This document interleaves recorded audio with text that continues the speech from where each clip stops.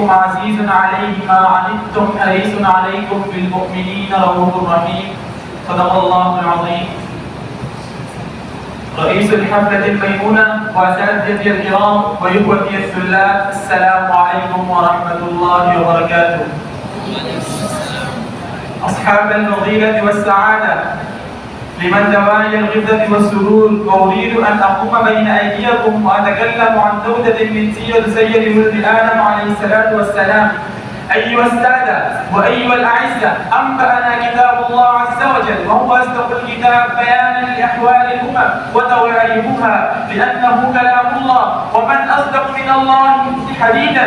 أن الناس كانوا قبل بعثة نبينا صلى الله عليه وسلم في ضلال مبين وجهل عميق وعادات سيئة، كانوا يردون الجنات ويحلون الميتات ويعبدون الأصنام ويقطعون الأرحام ويشدون عن غرض السلب والنهب، فيفضي ذلك بهم بطبيعة الحال إلى إراقة الدماء بغير حق، ظلمات بعضها فوق بعض.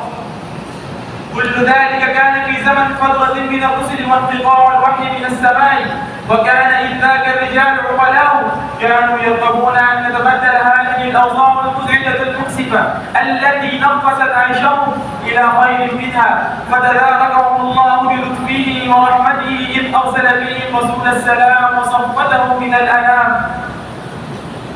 فسعى هذا الرسول سعيه وجهده، فيدعو الناس إلى الهدى ويردهم من الغي، ويقودهم إلى العلم ليخرجهم من ظلمة الجهالة، ويسوقهم إلى العمل ليستغنوا عن غرضات السلب والنهب، ويحثهم إلى خير منها.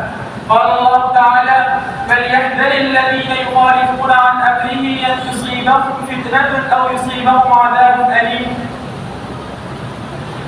قد جاءكم من الله نور وكتاب مبين يهدي به الله من اتبع رضوانه سبل السلام ويخرجهم من الظلمات إلى النور بإذنه ويهديهم إلى صراط مستقيم.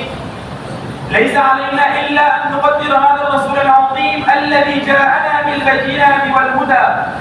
يا معشر الطلاب، انظروا كيف جعل الله محبته مشروطة بمحبته. كيف يدل بهذه الآية: قل إن كنتم تحبون الله فاتبعوني يحببكم الله ويغفر لكم ذنوبكم والله غفور رحيم. وطاعته منوطة بطاعته. ويدل بهذه الآية: من يطع الرسول فقد أطاع الله، وذكره مقرونا بذكره. وقال تعالى: ورفعنا لك ذكرك، وبيعته مقرونة ببيعته. قال تعالى: قل إن الذين يبايعونك إنما يبايعون الله. ثم بين عطولا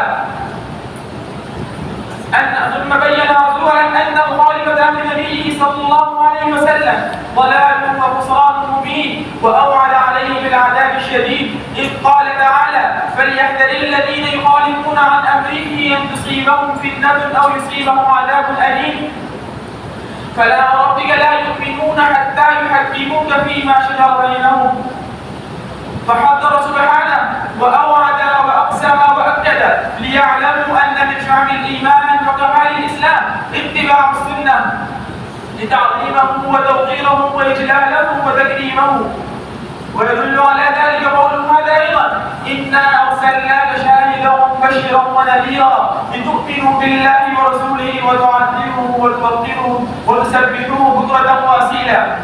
فحياكم الله جميعا، وأرجو لكم التوفيق والسداد في عملكم وقولكم، وأسأل المولى القدير أن يوفقنا وإياكم لما يحب ويرضى، ويسألك بنا جميعا سبل الهدى والرشاد، إنه ولي ذلك والقادر عليه. والسلام عليكم ورحمة الله.